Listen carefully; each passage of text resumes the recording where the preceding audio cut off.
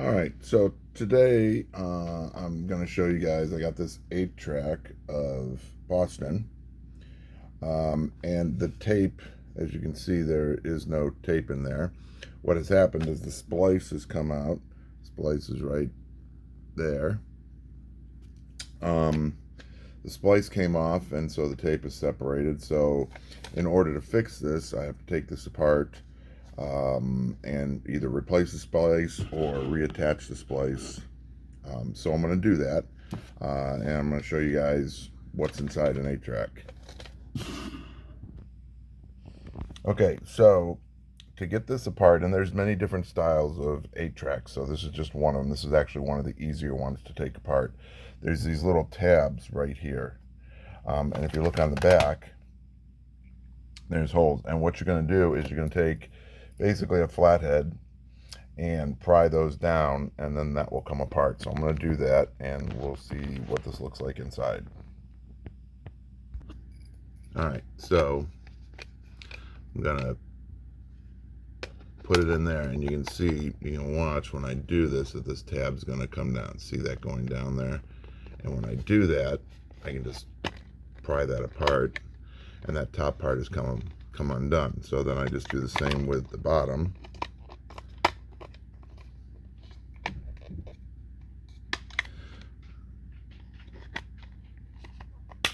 Okay, and then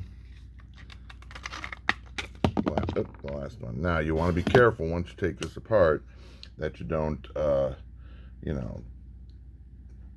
if you do it upside down, if you set it upside down, it'll mess the whole thing up. So you want to basically take it out like that. Let me pause and I'll show you. All right, so this is the inside of the tape, and you can see that this should be like this. And these two ends here should be attached together by that splice. And with these 8-tracks, because they are so old, sometimes that glue gives out on the splice, and then it separates and it doesn't work. Ideally, what's supposed to happen is that the 8-track feeds from this inner part right here and goes out and around and comes back to the outside, and it keeps going. It's a constant feed, so it'll never stop, ideally. And then you have your pressure pad here. Typically when I take these apart to replace the splice, I'll replace the pressure pad too, but this pressure pad actually looks pretty good, so I'm not going to replace that. Of course, here's your wheel that spins will move the tape when it's in the tape player. So what I'm going to have to do is either, typically I can tape that splice in there with tiny little pieces of Scotch tape is usually how I do it. So I'm going to do that, and then we're going to see what this thing looks like put back together. All right, so I've got the splice replaced. We're going to see if it just works by reattaching it instead of making a whole new one. And so now I've got this mess.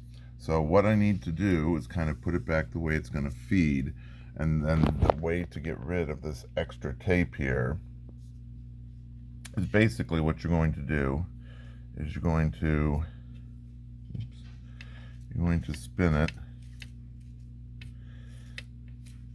like it would normally spin, and that's going to take up that extra tape. And as you can see, the extra tape is being taken up, and there you go. And then you just put the top back on it. You have to make sure, hang on, I'm going to switch around here. Alright, so you have to make sure that the tape gets inside the case there, like that. And then you got the gap, and you just snap it back into place. And it's all back together. And now we're going to play it and see if the splice holds. Okay, so, and I fast forwarded it to just before the break between tracks 1 and 2, or any track for that matter. But let's go ahead and see if the splice holds.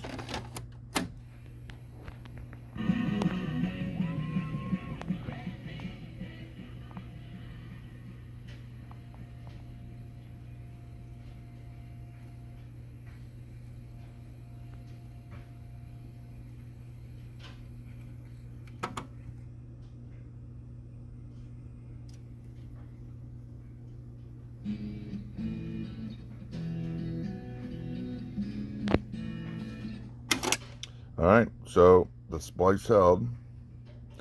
So this one will be good. So I'll run it through the I'll run it through all 4 tracks.